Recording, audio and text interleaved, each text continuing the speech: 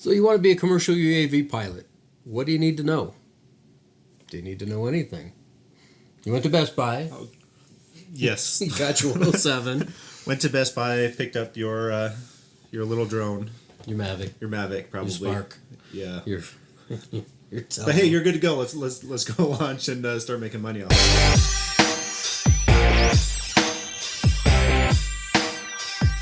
All right, so you got a Mavic, and you have your 107 certification.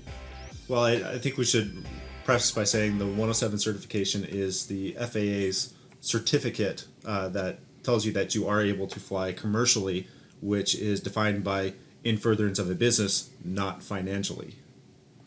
So, okay, I think it's a big misconception where it may not be paid, but it's still a commercial operation. Yeah, a lot of drone pilots today aren't getting paid. Yeah, it's they're just, or the people that hire them don't want to pay them. Yeah, that's true. We can go to some of these aggregate websites out there, and you'll see a sign that says, real estate company wants to hire a drone pilot, $50 for 10 pictures or something like that. Yeah, that's not getting paid. Yeah, that's not. But that aside. That aside, yes.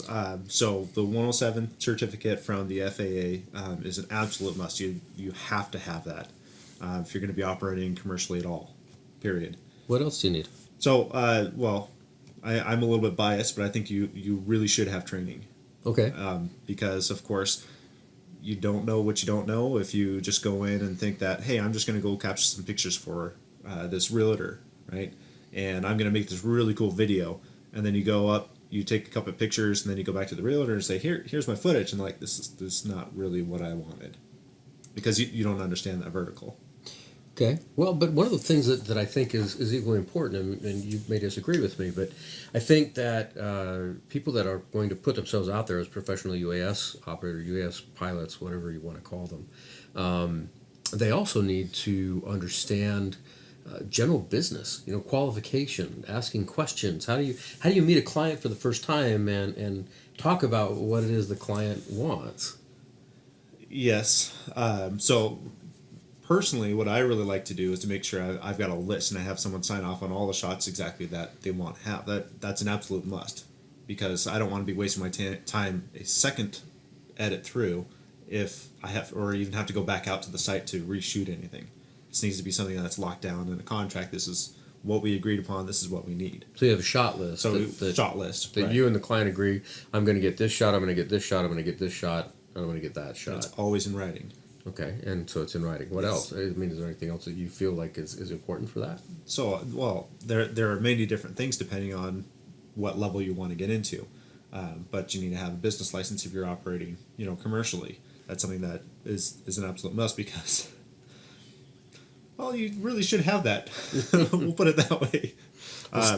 It's important to know the capabilities of what your UAS is going to be doing. How fast can you go? How far can it go before it gets beyond your visual line of sight? You need to know these things.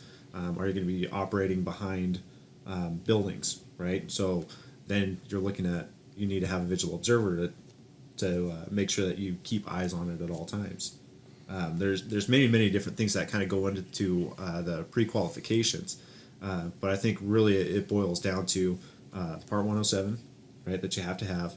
You need to understand your vertical of what you're doing, which includes training, if possible. And then, you need to make sure that all of your business licenses and everything else is up to par. Insurance. And then insurance. Yep, that was actually the next point. Insurance is very, very important.